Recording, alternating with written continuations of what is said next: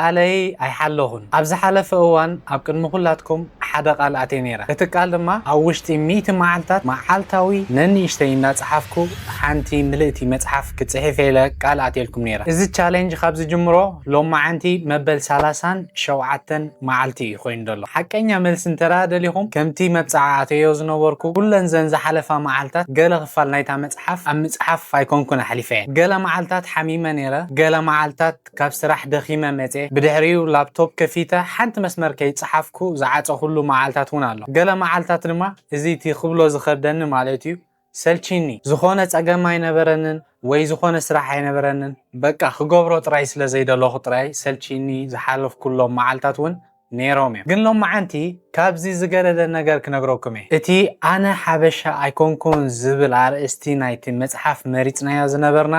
ክንቀይሮ ወሲና ኣለኹ እዚ ክብል ከለኹ ንእሽተይ ምስትኽኻል ጥራይ ኣይኮነን እቲ ርእስቲ ባዕሉ ነቶም ተዓዘብቲ ወይ ድማ ንኹላትና ዝጎድእ ኮይኑ ስለ ዝተሰማዓኒ ክቀይሮ ወሲና ዘለኹ ስለዚ እቲ መወዳእታ ውሳኔ ናተይ ጥራይ ዘይኮነ ኮላይ ናትኩም ይኸውን ደልዮ ዘለኹ ኣርእስቲ ናይዛ መጽሓፍ እንታይ ኢና ክንብላ ከምዚ ቀዲመ ክገልጾ ፀናሕኩ ኣብ ቻነል እዚ ን36 መዓልታት ክኸይድ ዝፀንሐ ቻሌንጅ ጀሚረ ፀኒሐ ንሱ ድማ እዛ ናይ ሰልፍ ዴቨሎፕመንት ወይ ድማ ናይ ነብሰ ምዕባለ መጽሓፍ መዓልታዊ እንዳፅሓፍክዋ ክኸይድ ኢለ እዚ ቀዲመ ክገልጸልኩም ፀናሕኩ ሽግራት ድማ ኣብ መንጎ እዞም ዝሓለፉ መዓልታት ዘጋጥሙን ዝነበሩ እዮም እቲ ዕላማ ድማ እዚ ነይሩ 100 መዓልታት ሓደ መጽሓፍ ኣብ ቅድሚ ኩልኩም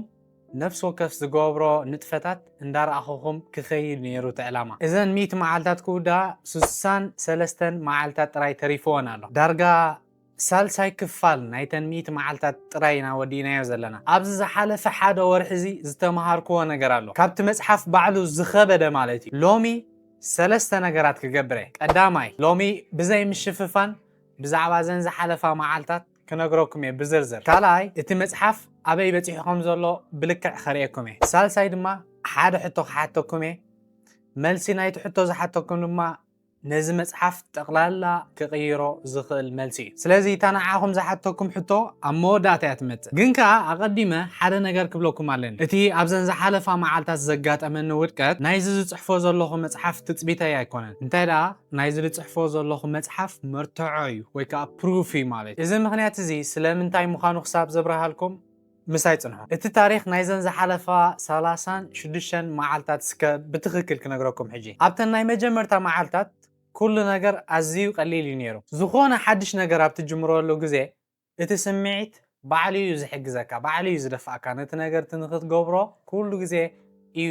ከም ደፊኢት ሓይሉ ኮይኑ ዝሕግዘካ ብዙሕ ሓሳባት ነይርኒ ኣብቲ ግዜቲ ሰባት ውን እንታይ ይገብር ኣለኹ ሓድሽ ነገር ጅምር ከም ዘለኹ ይዕዘቡን ነይሮም ኤድ ምስ ሙሉእ ሓይለየኻ ጀሚረ ነይረ እታ ቀዳመይቲ ሰሙን ኣዝያ ቀላል ነይራ ካልኣይቲ ሰሙን ውን ብዘይ ዝኾነ ፀገም ሓሊፈያ ነይራ ኣብ ሳልሰይቲ ሰሙን ግን እቲ ናይ ሓድሽ ነገር ክንገብር ከለና ድስማዓና ስምዒት ሙሉእ ብሙሉእ ካብ ውሽጢ ይጠፍዩ እዚ እዩ ትቀንዲ ጉዳይ ክንፈልጦ ዘለና ኩሉ ግዜ እቲ ሓድሽ ነገር ክንጅምር ከለና ድስማዓና ስምዒት ኩሉ ግዜ ምሳና ኣይፀንሕን እዩ ኣብ መንጎ ናይ ግድን እዩ ዝጠፍእ እዚ ስምዒት እዚ ካብ ውሽጥና ምስ ጠፍአ ብጣዕሚ ነቲ ነገር እቲ ንክንገብሮ ዝኸብደና ድሕሪ ኣብ ዝተፈላለየ ሸነኻት ናይ ሂወትኩም ከተተኣሳስርዎ ፈቲንኩም እዚ ስምዒት እዚ ኣብ ገለ ክፋልና ሂወትኩም ፈቲንኩም ክትኮኑ ትኽእሉ ኢኹም ሓደ መዓልቲ ከዓ ብሕማም ምኽንያት ተሓሚመ ስለ ዝነበርኩ ክፅሕፍ ኣይከኣልኩን ከምኡውን ኣብታ መዓልቲ እቲኣ ብዛዕባ ምፅሓፉን ክሓስብ ኣይከኣልኩን ሽዑ ንነብሰይ በቃ እዚ ሎሚ ክገብሮ ዝግባኣኒ ፅባሕ ክገብሮ እየ ብምባል ነቲ ክገብሮ ዝግባኣኒ በቲ ናይ ሕማም ምኽንያት ገይረ ናብ ፅባሕ ከም ዝሰጋገር ገይረዮ ግን ኩላትና ከም ንፈልጣ እታ ፅባሕ ትብል ቃል ንብዙሓት ሰባት ትቀትል ኣዝያ ቀታሊት ቃል እያ ምክንያቱ እቲ ሎሚ ዘይገበርካዮ ፅባሕ ክገብሮ ኢልካ ዝገደፍካዮ ነገር ፅባሕ ክልተ ዕዮ ኮይኑ ዝመፀካ ብድሕሪኡ ክልተ ዕዮ ምስ ረኣኻ ድማ መሊስካ ናብ ሰለስተ ዕዮ ከም ዝኸውን ትገብሮ ካብዚ ውፅእ ኢልና ከዓ ገለ መዓልታት ካብ ስራሕ ምስ ድኻመይ ስለ ዝመፅእ ዝነበርኩ ክፅሕፍ ኣይከኣልኩ ስለዚ ነዊሕ ቪድዮ ስለ ዘይሰርሕ ዝነበርኩ ንስኹም መፅሓፍ ይፅሕፍ ኣሎ ኢልኩም ነርኩም ተሓስቡ ትኾኑ ግን ብሰንኪ ካብ ስራሕ ዝነበረኒ ድኻም ነቲ ክፅሕፎ ዝግባኣኒ ውን ኣብ ገሊኡ መዓልታት ከይፀሓፍክዎ ዝሰገርኩሉ መዓልታት ውን ነይሩ እቲ ቀንዲ ምክንያታት ኣብ ርእሰይ ዝመፀኒ ዝነበረ ድማ ሎሚ ብዙሕ ሰሪሐ እሞ ዕረፍቲ ይግባኣኒ እዩ ዝብል ሓሳብ እዩ እዚ ነገር እዚ ሓቂ ነይሩ ክኸውን ይኽእል እዩ ናይ ብሓቂ ዕረፍቲ ይግባኣኒ ነይሩ ክኸውን ይኽእል እዩ ግን እቲ መጽሓፍ ግን ኣይተጻሕፈን ኣብዚ ትርድእዎ ዘለኩም እቲ ዝኸበደ ነገር እቲ ሕማምን እቲ ድኻምን ኣይኮነን ነይሩ እቲ ዝኸበደ እቲ ኣሰልቻዊ ዝኾነ መዓልታት ዝሓለፍክዎ እዩ ነይሩ እዚን ማለት ድማ እተን ዝኾነ ዓይነት ምኽንያት ዘይነበረን መዓልታት ማለት እየን እተን ቀሊል እዩ እንታይ ዋጋ ኣለዎ ነተን ዘይሰራሕክወን መዓልታት ኣብቲ ደስ ዝበለኒ ሙሉእ ሓይለይ ኣብ ዝረኸብኩሉ ግዜ ክሰርሐኒ ኢለ ብዝሓስበሉ ዝነበርኩ መዓልታት እየ እዚኣ ድምፂ እዚኣ ንሓደ ነገር ክንገብሮ ከለና ብውሽጥና ክንሰምዓ ከለና እዛ ድምፂ ምስ ሂወትና ነተኣሳስሮ ንኸውን ኢና እዚ ማለት ነቲ ክገብሮ ዝግባእኒ ስራሕ ወላ ተዘይገበርኩ ዝፈልጥ ሰብ የለን ብዝብል ሓሳብ ብዙሕ ዝጀመርናዮ ነገር ኣብ ገለ ግዜ ነቋርፆ ኢና ምክንያቱ ወይ ነቲ ሰርሖ ዘለኻ ነገር ካልኦት ካብ ናትካ ዝበልፅ ገይሮም ሰሪሖም እዮም ኢልካ ነብስኻ ተዋድቕ ወይ ድማ እታ ድምፂ እቲኣ ብተደጋጋሚ ኣብ ውሽጥኻ እንዳተመላለሰት ብለውሃት ብትሕትና ዘለዎ ኣገባብ ገይራ ነቲ ስራሕካ ንኸይትሰርሖ ትዕንክፈካ መጀመርያ እዚኣ ካብ ኩሉ ስራሕና ተትርፈና ንእሽተይ ብውሽጥና ትመፅእ ድምፂ መጀመርያ ንእሽተይ ዕረፍቲ ውሰድ ብዝብል ሕቶ እያ ትጅምረካ ብድሕሪኡ ሰሙን ኸይድ ብድሕሪኡ 2 ሰሙን ብድሕሪ 3 ሰሙን ወርሒ 6 ወርሒ ዓመት እንዳበለ እቲ ክሰርሖ ዝሓስብካ ስራሕ ከይስራሕካዮ ይተርፍ ኣነ ድማ ልክዕ ከምዚ ኮይነ ኣብዚ ብድሆ እዚ ኣብዘን ዝሓለፋ 36 መዓልታት ሓደ ግዜ ን4 መዓልታት ዝኸውን ኣከታቲለ ወልሓንቲ ነገር ከይፀሓፍኩ ዝሓለፍክዎ መዓልታት ነይሩ 4 መዓልቲ በቃ ብዘይ ዝኾነ ነገር ኣብቲ 5 መዓልቲ ላፕቶበይ ከፊተ ክፅሕፍ ክሓስብ ከለኹ እንታይ ተሰሚዕኒ ትፈልጡ ብጣዕሚ ሕፍረት ተሰሚዕኒ ናብዚ ካሜራ መፂኻ ኣይፀሓፍኩን ክብለኩም ኣይደለኹን ስለዚ ነዚኦም መዓልታት እዚኦም ስጋዛ ሕጂ እዋን ስቂለ ይሓሊፈ ሓደ ሰሙን ጥራይ ዘይኮነ ካብኡ ንላዕሊ ማለት እዩ እዚ ድማ እቲ ሓቀኛ ቀንዲ ሽግር ኮይኑ ንዝነበረ ኣብዘን ዝሓለፋ መዓልታት ሓደ መዓልቲ ምስሓት ወይ ሓደ መዓልቲ ነቲ ክትገብሮ ዝግባእካ ነገር ከይገበርካ ምሕላፍ ጥራይ ኣይኮነን ንብዙሓት ሰባት ዝቐትሎም ነገር እንታይ ዳ እታ ድሕሪታ መዓልቲ እቲኣ ድሕሪታ ዝነጠርካያ መዓልቲ ትመፅእ ሕፍረት እያ ቀንዲ ቀታሊ ምክንያቱ ናይ ሕፍረት ስምዒት ሓባ እዩ ዝብለካ ኩሉ ግዜ ኣይትስራሕ ኣይትግበር ኣይትፈትን ኣይትረአ ዝብል ወሓሳባት እዩ ኣብ ውሽጥኻ ዘፈልፍለልካ ብድሕሪኡ ብተደጋጋሚ ንነዊሕ ግዜ ነዚ ስራሕካ ዝጀመርካዮ ከይገበርካዮ ትኸይድ እሞ ድሕሪኡ 6 ወርሒ ምስ ሓለፈ ድሕሪ ተመሊስካ ቅድሚ 6 ወርሒ እኮ መፅሓፍ ክፅሕፍ ሓሲበ ነይረ ኢልካ ኢኻ ትዛረብ ግን እዚ ነገር እዚ ኣብ ርእሰይ ከጋጥም ኣይደለኹን ነዚ ነገር እዚ ደው ከብለየ ድማ ነዚ ቪድዮ እዚ ዝሰርሖ ዘለኹ ስለዚ ነቲ ጀሚረዮ ዝነበርኩ ብድሆ ስጋዕ ሕጂ ኣይሓደክዎን 63 መዓልታት ተሪፉንሎ እቲ መጽሓፍካ ይንቀሳቀስ ኣሎ ነንሽተይ ለውጥታት እንዳገበርኩሉ ይመጽእ ኣለኹ ሕጂ ድማ እዚ ክገልጸልኩም ጸናሕኩ ውድቀታት ንዓይ ዝመሃረኒ ትምህርቲ ክነግረኩም እየ ሕጂ እታ ዘገረመትኒ ነገር ክነግረኩም እየ እዚ ዘጋጠመኒ ውድቀታት ብዝተፈላለየ ምክንያት ነቲ ዝጽሕፎ ዘለኹ መጽሓፍ ኣየፍረሶን ኣይተንከፎን እንታይ ዳ ነቲ መጽሓፍ መሊሰ ንኽጽሕፎ እዩ ሓደ ነገር ኣረጋጊጽለይ ኣብ ውሽጠይ ምክንያቱ እዚ መጽሓፍ እዚ ኣብ ሓደ ሓሳብ ደው ኢሉ ዘሎ እቲ ሓሳብ ድማ እዚ ዕላማ ናይ ህይወት ይርከብ ዘይኮነስ ባዕልኻ ተሃንጾ እዩ ዝብል ሓሳብ እዩ ተሰሚሩ ዘሎ ሓደ ገዛ ብኸመይ ከም ዝህነጽ እሞሕሰቡ ብርእስኹም ሓደ ሰብ ካብ ድቃሱ ንጎም ዝተሰ ገዛ ሙሉእ ተሰሪሑ ኣይጸንሖን እዩ እንታይ ዳ መጀመርያ መሰረት ክሰርሕ ኣለዎ ብድሕሪ መሰረት ሓደ ሕጡብ ብድሕሪኡ ካልኣይ ሕጡብ ብድሕሪኡ ሳልሳይ ሕጡብ እንዳቐመጠ እዩ ዝኸይድ እቲ ዝህነጽ ገዛኻ ርሒቕካ እንድሕር ርኢኻዮ ጥራይ እዩ ዝረኣየካ ነቲ ዝሃንጽ ዘሎ እቲ ገዛ ዝገብሮ ዘሎ ለውጢ ኣይረኣዮን እዩ ነቶም ብርሑቕ ንሪኦ ግን ማዕረ ክንደይ እቲ ዘይነበረ ገዛ መሰረት ገይሩስ እንዳዓበየ እንዳተቐየረ ይመጽእ ከም ዘሎ ኩሉ ሰብ برحقت يعزوي علامة هيوت قال لك حومي نتزهان توزل سب نتزقبر زل لوتي تزهان توزل علامة هيوت هاي الرأيوني بروحو قال سبقن نتزقبر زل لوتي نتسب تزهان توزل علامة يرايوني حدا حتوب أما عالتي لك كم تجزا غير كاتهانصو مالك جزا تهنص كلها غيا الكازهنص ايكونن تادا حدا حتوب ابرس حدا حتوب እንዳገበር ካይኻ عبي جزات حن علامة هيوتنا ون لك حومي حدا حتوب أب حدا معلت إذا مالت كنتاي مالتي بزي سمعتون إذا خنا هنصو دلينا زلنا نجر كهنات يخلي مالت ولاون حميم كخلها ولاون دخيم كخلها ولاون سلشي كخلو مالت مخنياتو حتوب مغمات سمعت هاي الليوني منفس هاي الليوني يترايز دلي تبزن حالفة معلت زجبر كو جيجانتاي نيرو تفلتو وشتي صبو كسمع عن حساب زجمره يخصبت اني قال يوم معلتاتون كسابنا وشتي سمعيتات صبو زسمعني بزي كون جزي أحلفيه تاج جمركوا متحف نختصحف دلو كساب زخون مالتي ويدما تاملو حساب كسابنا برئسي تمتعني تا تخكلنيا معال تخساب تمتعني إذا دما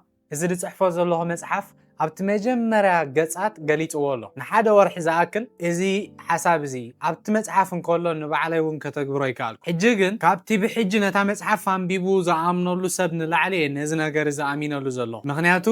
ኣብ ገዛእ ነፍሰይ ስለ ዝፈተንኩ እስከ ሕጂ ናብቲ መጽሓፍ ነቶ ሕጂ ብዙሓት ካባኻትኩም እሞ ሕጂ እታ መጽሓፍ ኣይትጽሕፋኒ ኢኻ ዘለኻ ዝብል ሕቶ ክህልወኩም ይኽእል እዩ ኣይኮነን እስከ ብትክክል ክነግረኩም እቲ መእተው ናይታ መጽሓፍ ተወዲኡ እዩ ሙሉእ ብሙሉእ ተጻፊፉ ተኣሪሙ ተወዲኡ ኣሎ ምዕራፍ ሓደ እውን ተወዲኡ እዩ ምዕራፍ ሓደ 6 ክፋላት ኣለዎም 6ቲኦም ክፋላት እውን ተጻፊፎም ኣለዉ እዚ ማለት እቲ ዝኸበደ ክፋል ናይዚ መጽሓፍ ኣብ ኢደይ ኣሎ ማለት እዩ ምዕራፍ 2 እውን ተወዲኡ እዩ ሕጂ ናብ ምዕራፍ 3 ዝኸይድ ዘለኹ ስለዚ መዓልታት ስሒት ኣለኹ እቲ ክኸዶ ዝግባኣኒ ግቡእ ግዜን መዓልትን ናይ ከይድንየ ዘለኹ ግን እዚ ከምዚ ኢሉ ከሎ እቲ ስራሕ ግን ኣብ ቦትኡ ኣሎ እዚ ድማ ካልእ ትምህርቲ እዩ ካብ ዘይተጀመረ ስራሕ ፍጹምነት ዘይብሉ ስራሕ ይሓይሽ ብ10 ሕጂ 63 መዓልታት ተሪፍን ኣሎ ቀሊል ኣይኮነን ከም ዝኽብል ከለኹ ግን ከኣይካል እዩ ሕጂ ግን ናብቲ ኣገዳሲ ክፋል ክመጽእ ኣብ መጀመርታ ናይዚ ቪድዮ ኣርእስቲ ናይዛ መጽሓፍ ክቕይሮ እየ ዝሓስብ ዘለኹ ኢለኩም ነይረ ስለምንታይ ምዃኑ ድማ ሕጂ ክነግረኩም እየ ኣብ መጀመርታ እዚ ዝጽሕፎ ዘለኹ መጽሓፍ ወይ እዛ ዝጽሕፋ ዘለኹ መጽሓፍ ናብ ሓደ ኣንፈታ ተጸጊዓ ነይራ እቲ ኣርእስቲ ኣብ ክንዲ ብዛዕባ እቲ መጽሓፍ ዝህቦ ፍታሕ ዝዛረብ ብዛዕባ እቲ ኔጋቲቭ ሳይድ ዝፈትሖ ዘሎ እዩ ዝዛረብ ነይሩ ሕጂ ግን ኣብዘን ዝሓለፋ መዓልታት ወይ ድማ ኣብዛ ዝሓለፈት ወርሒ ነቲ ዝጸሓፍክዎ እንዳንበብክዎ እንዳተረዳእኽዎ ኸይድ ምስ ጀመርኩ ሓደ ነገር ኣስተውዒለ እቲ ቀንዲ ትሕዝቶ ውሽጢ ናይዛ መጽሓፍ እዚኣ ንሰባት ዝወቅስ ኣይኮነን እንታይ ደኣ ንመንእሰያት ብፍላይ ነቶም ኣብ ስደት ዘለና ብዛዕባ ህይወትና ዘተሓሳስብን ንህይወትና ንኽንሃንጽ ዝሕግዝን ካብ መጀመርታ ናይታ መጽሓፍ ክሳብ መወዳእታ ናይታ መጽሓፍ ድማ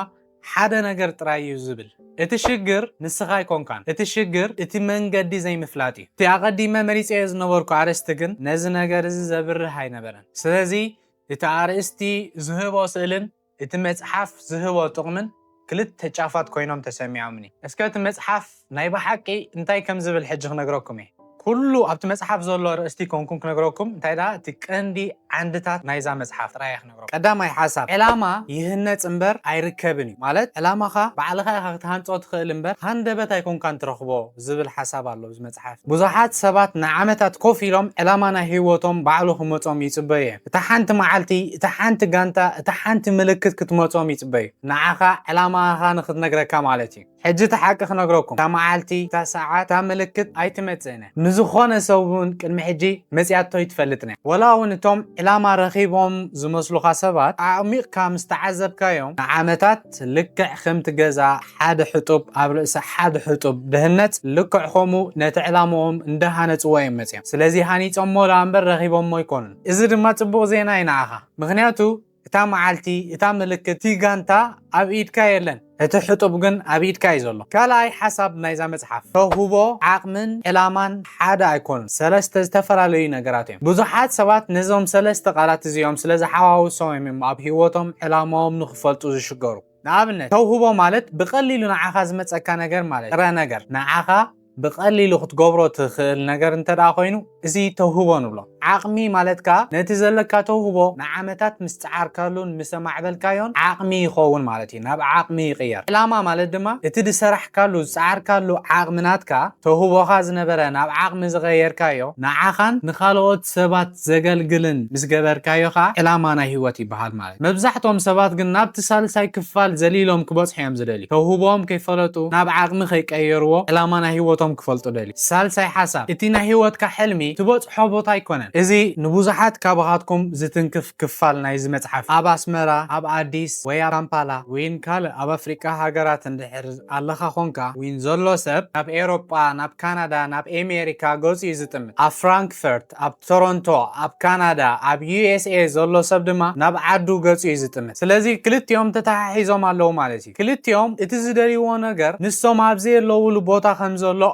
ኣሚኖም እዮም ወይ ተኣምነሉ ኢኻ እቲ ሓቂ ግን እንታይ እዩ እቲ ትደልዮ ዘለኻ ነገር ኣይኮነን እንታይ ደኣ ውሕስነት እዩ ክብሪ እዩ ሓርነት እዩ ኣቦኻን ኣዴኻን ካብ ስራሕ ከም ዘዕርፉ ምግባር እዩ ወላ ሓደ ካብዚኦም ኣብ ካርታ ኣይርከብን እዩ ኩሎም ዝህነፁ እዮም ቦታ ስለ ዝቀየርካ ጥራይ ኣይትረኽቦም ኒኻ ስለዚ ቦታ ምቕያር ዘምፅኦ ለውጢ ነገር እንተደኣ ሃልዩ እቲ ንህነፀሉ ወይ ንሃንፀሉ መሳርሕን እቲ ፀገምን ጥራይ እዩ ዝቕየር ዕላማ ናይ ሂወትካ ክትሃንፅ ትኽእል ዲኻ ኣይትኽእልን ግን በቲ ቦታ ኣይውሰንን እዩ እዚ ሓሳብ እዚ ንዓይ ንባዕለይ 5 ዓመታት ናይ ሂወተይ ዝቀየረለይ ኣተሓሳስባ እዩ ኣብቲ ዝፅሕፎ ዘለኹ መፅሓፍ ብሙሉእ ብስቶሪ ናተይ ተኸቲሉ ብዛዕባ እዚ ሓሳብ እዚ ተገሊጹ ኣሎ ወይ ድማ ብሕጂ ክገልፀ ስለዚ ካብዚ መፅሓፍ እንታይ ትወስድ ሓደ ነገር ጥራይ ክብለኩም ኣብ መወዳእታ ናይዛ ዝፅሕፋ ዘለኹ መፅሓፍ ምስ በፃሕካ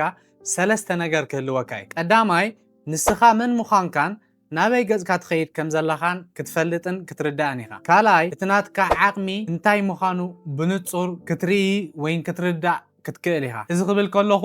ናትካ ሓቀኛ ዓቕሚ እምበር ካብ ካልእ ሰብ ዝተለቃሕካዮ ዓቕሚ ዘይኮነ ማለት እዚ ማለት ሰብ ከምዚ ክትከውን ትኽእል ኢኻ እዚ ክትገብር ትኽእል ኢኻ ኣብ ከምዚ ኮነ ፍዒኻ ዝበለካ ዘይኮነስ ናይ ብሓቂ ንስኻ ተኣምነሉ ዓቕሚ ማለት ሳልሳይ ካብ ሎሚ ጀሚርካ ትወስዶ ተግባራዊ ስጉምቲ ኣብ ኢድካ ክህሉ እዩ ኣብ ዝኾነ ሃገር ንበር ኣብ ዝኾነ ኩነታት ሃሉ ብዘየገድ እዚ እዩ ቀንዲ እቲ ዛዕባ ናይዚ መፅሓፍ እዚ ብዛዕባ ገንዘብ ኣሎ ብዛዕባ ስራሕን መንነትን እውን ኣሎ ብዛዕባ ፀቕጢ ስድራን ባህልን ኣሎ ብዛዕባ ፍቕርን ዝምድናን ኣሎ ብዛዕባ እዚ ዕዉት እዩ ወይ ድማ ተዓዊቱ ዝበሃል ሰብ ዝስኮሞ ጽምዋ ወይ ብሕታውነት እውን ኣብዚ መፅሓፍ እዚ ኣሎ ኣብ መወዳእታ ድማ ሓንቲ ደብዳቤ ኣላ ኣብታ ደብዳቤ እቲኣ ካብ መምህር ናብ ተምሃራይ ኣይኮንኩን መልእኽተይ ከመሓላልፍ እንታይ ደኣ ኣነ ወዲ 18 ዓመት ከለኹ ዝነበርዎ ንዑ ኢለ ዝፅሕፋ ደብዳቤ እያ ማለት ካብ 18 ንላዕሊ ዘለና መንእሰያት ኣዝያ ተገድሰና ደብዳቤ እያ እዛ ደብዳቤ እዚኣ ወዲ 18 ዓመት እንከለኹ ኣነ ክፈልጦ ዝደሊ ዝነበርኩ ወይን ክፈልጦ ነይረኒ ዝብሎ ዝነበርኩ ብዛዕባ እያ ክትከውን ሕጂ እምበኣር ናብታ መጀመርታ ዝበልክዋ ክምለስ እቲ ኣርእስቲ ናይዛ መፅሓፍ ክቕይሮ እየ ዝሓስብ ዘለኹ ግን ከዓ ክቕይሮ ከለኹ በይነይ ጥራይ ክውስኖ ይደለኹ ምክንያቱ እዚኣ ዝፅሕፋ ዘለኹ መፅሓፍ ንዓይን ውልቀይ ኢለይኮንኩን ዝፅሕፋ ዘለኹ ንዓይን ከምኡውን ንዓኻትኩም እውን እያ ስለዚ ኣብ ታሕቲ ኣብዚኣ ናይዛ ቪድዮ ኮመንት ናትኩም ሓሳባት ክትነግሩኒ ደሊ 4 ኣማራፂታት ክበኩም እየ ቁፅሪ 1 ተሃኒፁ እምበር ኣይተረኽበን እዚ እቲ ናይ ሕጂ ኣርእስቲ እዩ ንብሙሉእ እቲ መፅሓፍ ድማ ብሰለስተ ቃላት ዝገልጽ እዩ ቁፅሪ 2 ኣብኡ ዝፅበየካ የለን እዚ ድማ ካብቲ ካልኣይ ምዕራፍ ዝወፀ እዩ ንዝሰግር ሰብ ዘባህርር ኣርእስቲ እዩ ቁፅሪ 3 እቲ ዝቕየር ንስኻ ኢኻ ቁፅሪ 4 ምጽባይ ግደፍ ምህናፅ ጀምር ናይ ብሓቂ ብቕንዕና ይብለኩም ኣለኹ ኩሉ ዝፅሓፍኩምለይ ኮመንት ኣብዛ ቪድዮ በብሓደ ከንብቦ እየ እታ ዝበዝሐት ድምፂ ዝረኸበት ኣርእስቲ ድማ ኣብ ዝመፅእ ቪድዮ ክሕብረኩም እየ እዚ ናትኩም ውሳኔ እዩ ሓንቲ ካልእ ነገር ድማ ክሓተኩም ካብዞም ኣቐዲመ ዝገለጽክዎም ሓሳባት ኣየናዩ ናይ ብሓቂ ንዓኹም ዝተንከፈኩም እቲ ናይ ዕላማ ሓሳብ ድዩ እቲ ናይ ስድራ ፀቕጢ ሓሳብ ድዩ እቲ ናይ ስደት ሓሳብ ድዩ ኣየናዩ ቀንዲ ንዓኹም ተንኪፉኩም ኣብ ኮመንት ጻሓፉለ ኢኹም ምክንያቱ ብዙሕ ሰብ ዝጠልቦ ሓሳብ እንተደኣ ረኺበ ነቲ ኣርእስቲ እቲ ኣዕሚቐ ንኽፅሕፎ መታን ክሕግዘኒ ስለዚ እዚ መፅሓፍ እዚ ብሓንሳብ ብሓባር ኢና ንሃንፆ ዘለና ሓደ ናይ መወዳእታ ነገር ክነግረኩም እዚ ቪድዮ ንመጀመርታኹም ግዜ እንተደኣ ትሪእዎ ኣለኹም ዳርጋ ኣብ ፍርቂ እቲ ታሪክ ወይ ድማ ፍርቂ ናይቲ ስቶሪ ኢኹም ኣቲኹም ዘለኹም ማለት እዩ ኣብዚ ዩቲብ ቻነለይ እዚ ካብ ዴይ 1 ጀሚሩ ቅድሚ ሕጂ ዝሰራሕክዎም ቪድዮታት ኣለዉ እዚ ብድሆ እዚ ብኸመይ ከም ዝጀመርክዎ መዓስ ከም ዝጀመርክዎ ስለምንታይ ነዛ መፅሓፍ እዚኣ ክፅሕፋ ከም ዝወሰንኩ እቲ ናይ ቀዳማይ ናይ ካልኣይን ምዕራፍ ጉዕዞይ እተን ዝወደቕ ኩለን መዓልታት እውን ከምኡ እዚኦም ኣቐዲምኩም እንተደኣ ዘይሪኢኹሞም ኣብዚ ቪድዮ እዚ ብምእታው ክትሪእዎም ትኽእሉ ኢኹም ምክንያቱ እዚ ብድሆ እዚ ብዛዕባ መፅሓፍ ጥራይ ኣይኮነን እንታይ ደኣ ብዛዕባ ሓደ ሰብ ኣብ ቅድሚ ህዝቢ ሓደ ነገር ክገብር ምስ ወሰነ ዘጋጥሞ ነገራት እዩ ስለዚ ሎማዓንቲ መበል 37 መዓልቲ 63 መዓልታት ተሪፈናን ኣለዋ ዝሓለፈ ብዙሕ መዓልታት ከሲረ ግን ስቲል እቲ መፅሓፍ እንዳዓበየ እንዳተቀየረ እዩ ዝኸይድ ዘሎ ስለዚ እዚ ኩሉ ሓሊፈ ኣብዚያ መዓልቲ እዚኣ በፂሕ ኣለኹ ብዙሕ ላዕልን ታሕትን ሓሊፎም እዮም ኣብዞም ዝነበሩ 36 መዓልታት እዚ ድማ ቀንዲ መልእኽቲ ናይቲ ዝፅሕፎ ዘለኹ መፅሓፍ እዩ ንሓደ ነገር ክጅምሮ ፍጹም ወይ ድማ ፐርፌክት ምዃን ኣየድልየካን እዚ ብድሆ እዚ ወይ ድማ እዛ መፅሓፍ እዚኣ ኣብ መበል 100 መዓልቲ ክውዳእ እዩ እቲ ቀንዲ ዕላማ ወይ ድማ ብድሆ ንስኹም ድማ ኣብ መበል 100 መዓልቲ እዛ ዝፅሕፋ ዘለኹ መፅሓፍ ኣብ ኢድኩም ክትህልያ ማለት እዩ ክሳብ ሽዑ እዞም ኣቐዲመ ዝሓተትኩኹም ሓሳባት ተገዲስኩም ኣብ ኮመንት ጻሓፉለይ ንገሩኒኹም ኣየናይ ኣርእስቲ ክንቀይሮ ከም ዘለና ነቲ ኣነ ሓበሻ ኣይኮንኩን ዝነበረ ኣርእስቲ ብምንታይ ክንቀይሮ ከም ዘለና ናትኩም ሪኢቶ ክጽበየ ስለዚ እዚ ቻሌንጅ ክሳዕ መወዳእታ መታን ክትከታተልዎ ኢቭን ሓንቲ መዓልቲ እውን ዝኾነ ሓሳብ ክትሓልፈኩም ኣይደልን ከምኡውን ጎኒ ናይ ቋንቋ እንግሊሽ ክእለትኩም ንምዕባይ ዝሕግዙኹም ቪድዮታት ስለዝፅዕን ሳብስክራይብ ብምግባር እቶም ሓደሽቲ ዝኾንኩም ናብ ቻነለይ ኣባላት ናይዚ ቻነል ስድራቤት ናይዚ ቻነል ክትኮኑ ትኽእሉ ኢኹም ሰሰናዩ ኔክስት ታይም ይራኸበና ሓደ ሕጡብ ኣብ ርእሲ ሓደ ሕጡብ እቲ ንደልዮ ዕላማ ናይ ህይወትና እንዳሃነፅና ክንጸንሕ ኢና see you next time